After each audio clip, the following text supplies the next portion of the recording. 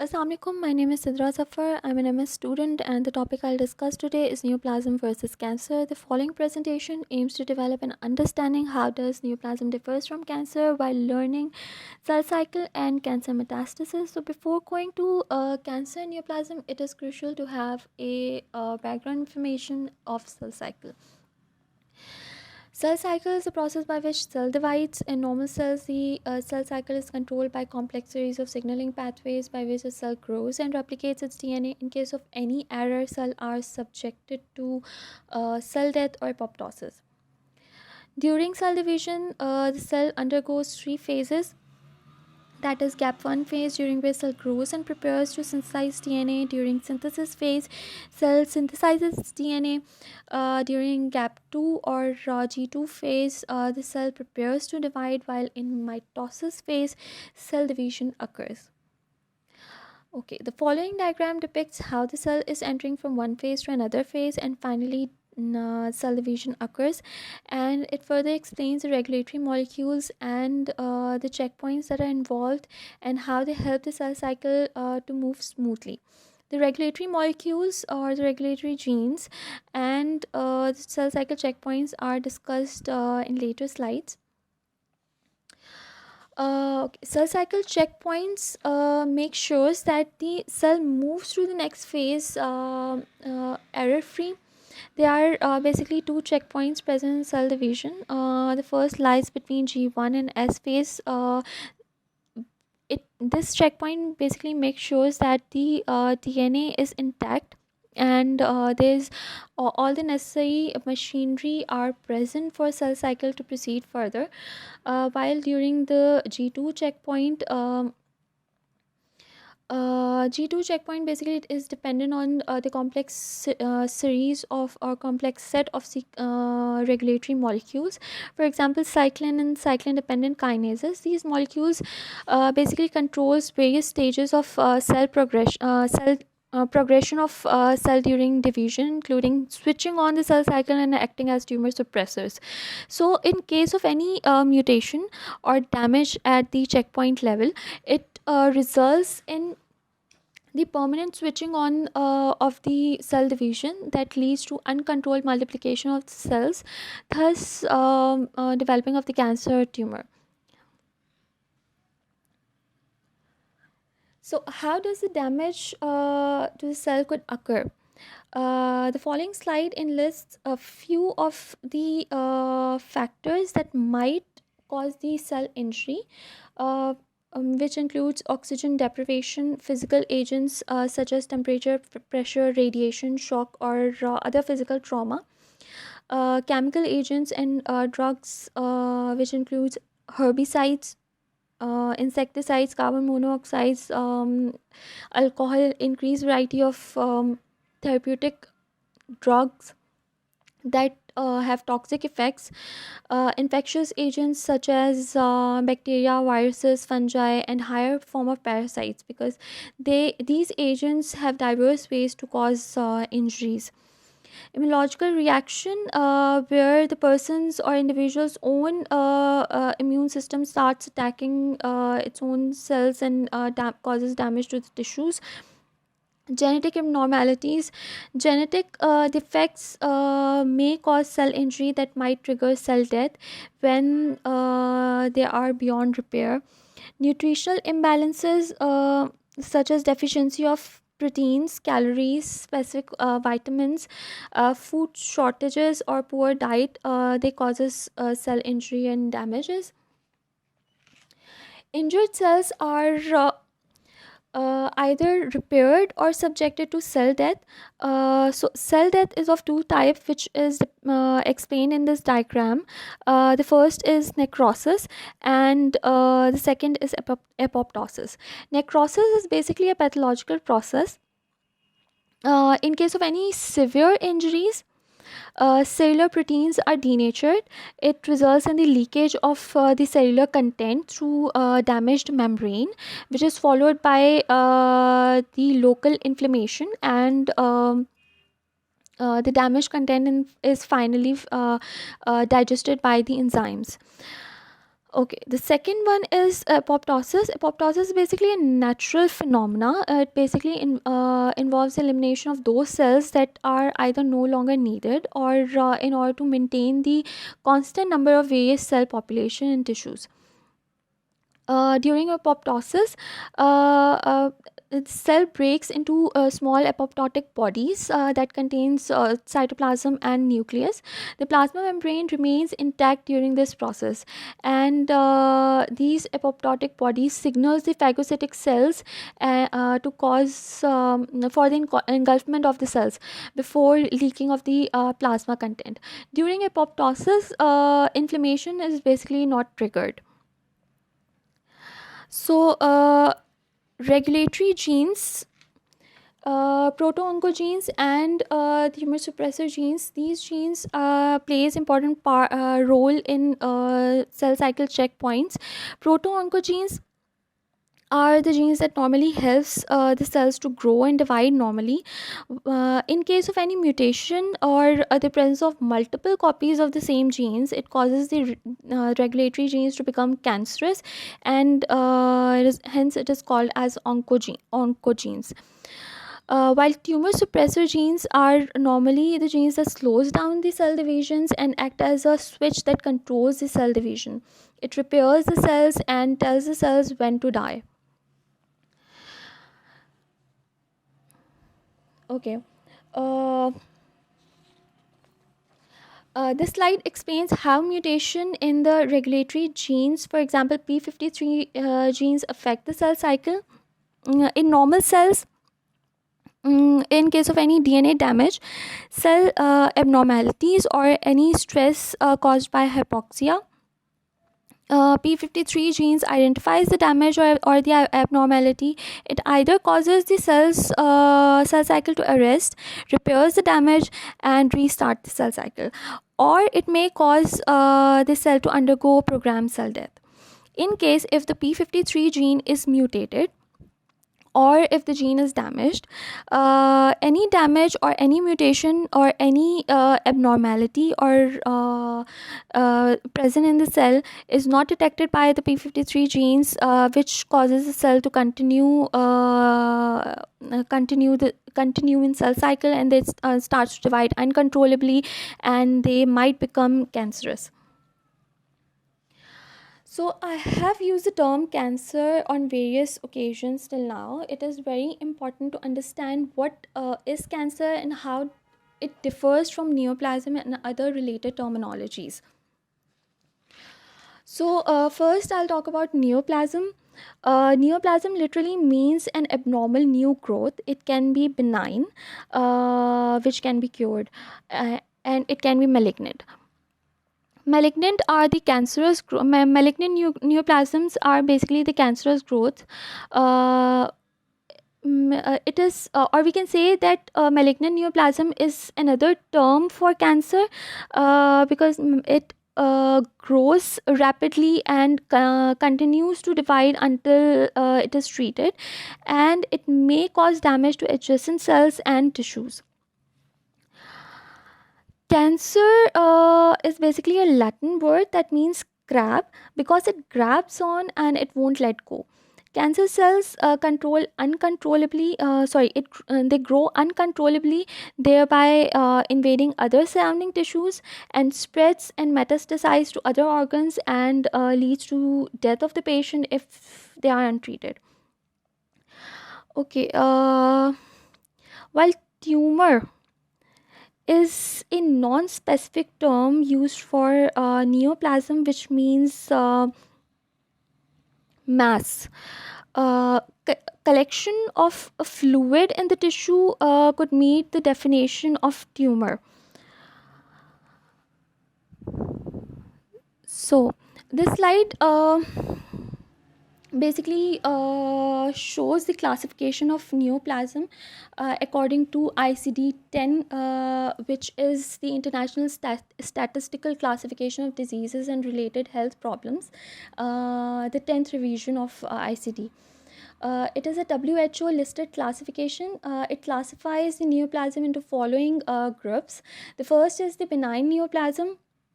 which is a mass of localized growth. Metastasis is absent during this stage. The second is in situ neoplasm, which is pre-malignant state. The neoplasm is not malignant yet, but it is about to enter that phase. The third is the malignant neoplasm, which I have discussed previously, that it is another term for cancer.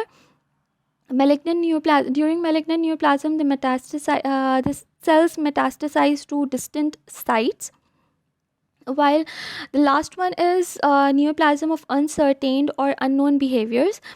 And during this phase of neoplasms, the behavior of the neoplasm is unpredictable. They are currently benign but have the characteristics to become malignant.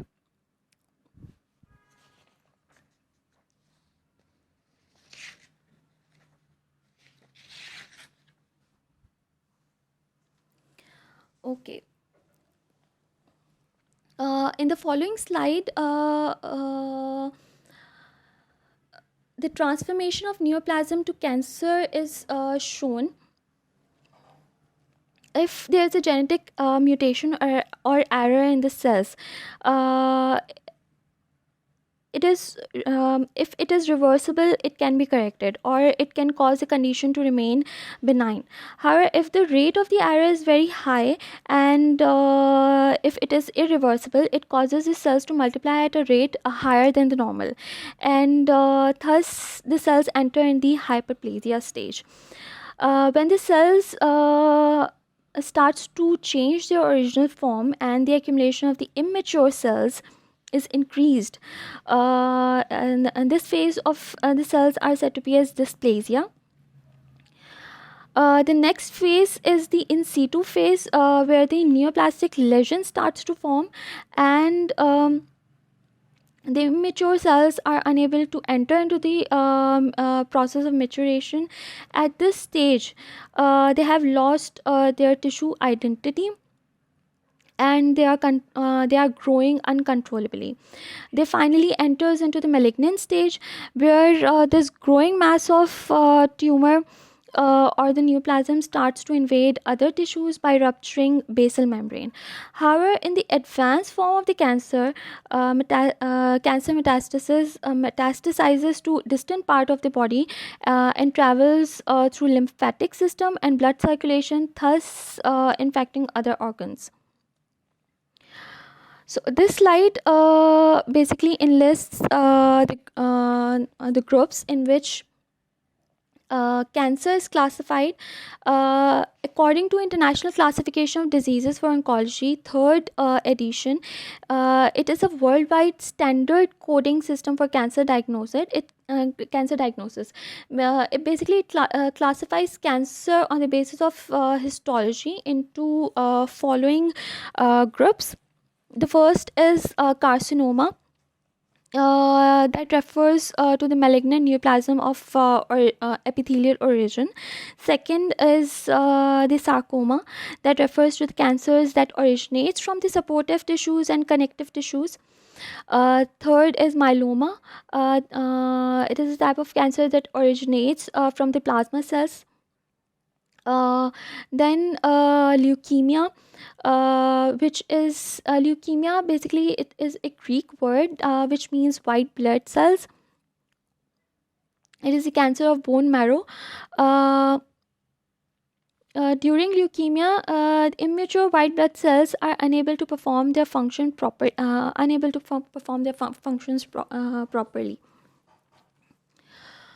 The next is a lymphoma. This type of cancer develops in the lymphatic systems, which is connected to the glands, nodes, and the organs, with a network of vessels such as spleens, tonsils, and thymus. And the last is the mixed type. The component of this type may belong to one category or from different categories.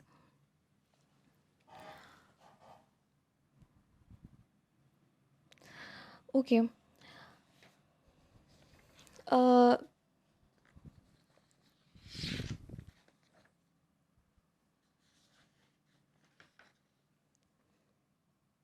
Okay, this slide explains the causes of cancer.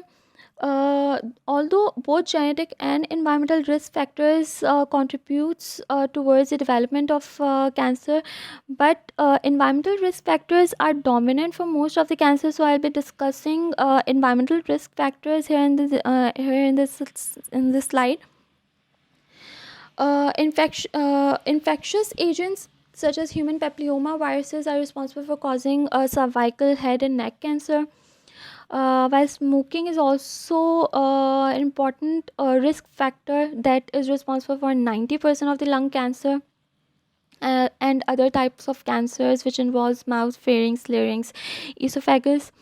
Alcohol consumption is also an important risk factor that causes the cancers of oropharynx, larynx, and esophagus. It also causes or develops cirrhosis that leads to hepatocellular carcinoma. Diet is also an important factor. Exact dietary habits that are associated with the cancer development is still not well understood, but differences in dietary habits along with geographical variations is associated with increased risk of cancer development or carcinomas.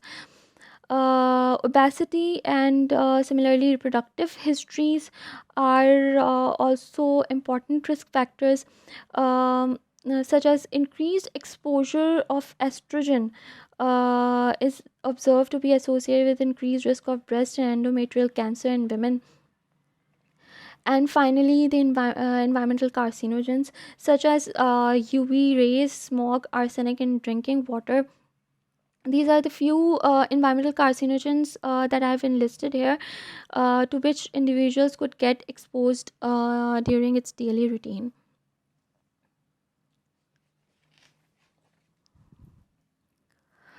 Okay. Uh, this slide explains the pathogenesis. The first initial mutation that causes the development of cancer is called as the driver's mutation, or we can say it is the initiating mutation. Uh, Cancer does not develops from a single mutation. Basically, it develops due to number of driver mutations that accumulates over time.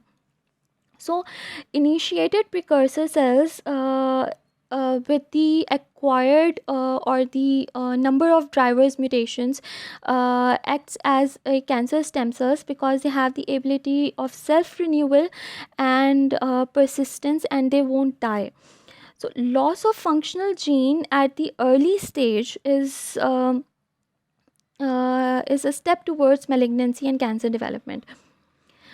Okay, additional drivers mutation that accumulates leads to the formation of not confounding, leads to the development of single founding cancer cells.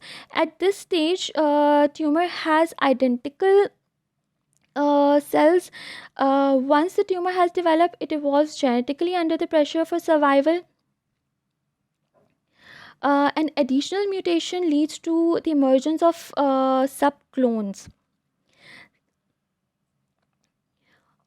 During progression, it acquires these subclones acquires extreme genetic heterogeneity. These heterogeneous clones survives in the circulation by competing for nutrients and for access to microenvironmental niches.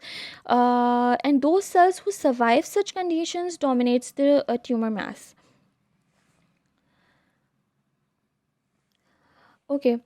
Um, Due to the blizzard of mutated genes present in the cancer genome, it is difficult to understand the fundamental properties of the cancer. So this slide enlists all the biological properties that are considered as the hallmarks of cancer, um, which includes self-sufficiency in growth signals. The cancer cell develops insensitivity to growth inhibitory signals. Their metabolism is altered, that is, their metabolic switch is turned on continuously for the supply of macromolecules and organelles that are needed for rapid cell growth. They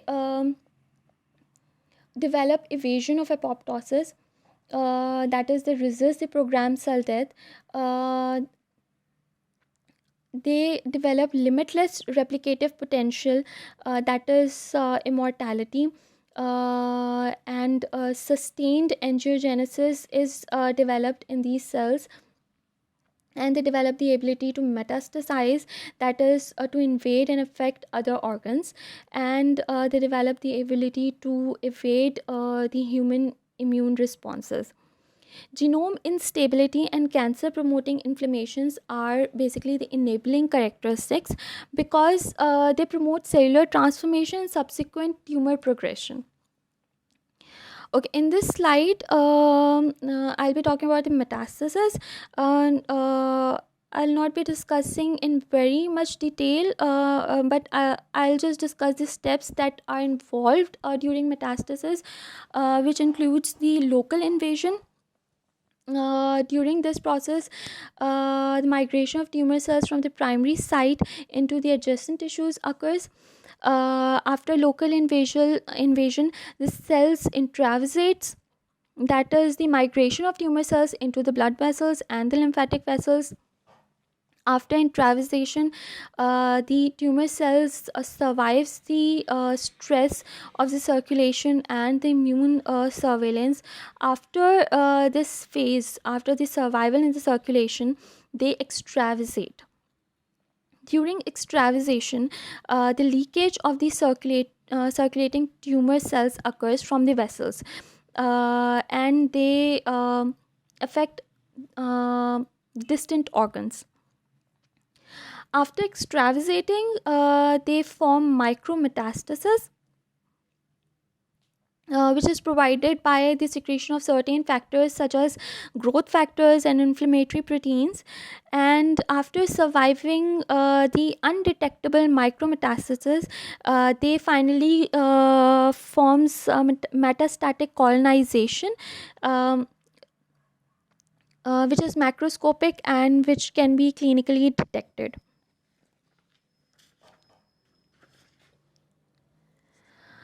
Okay, in this slide, other molecules that are involved during metastasis are discussed. The carcinoma cells intravasate the circulation.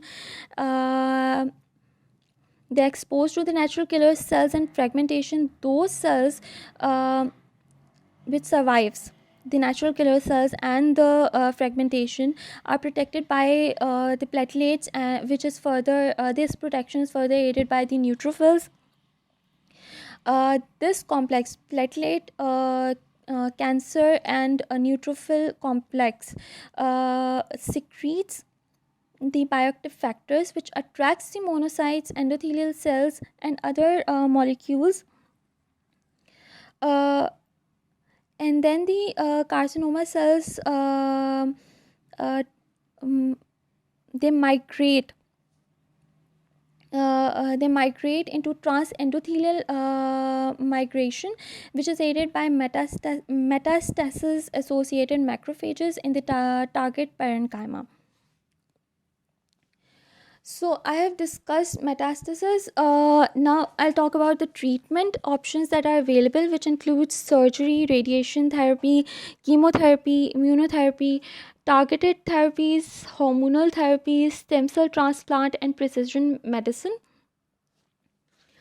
The type of treatment depends on the type of cancer and how advanced it is.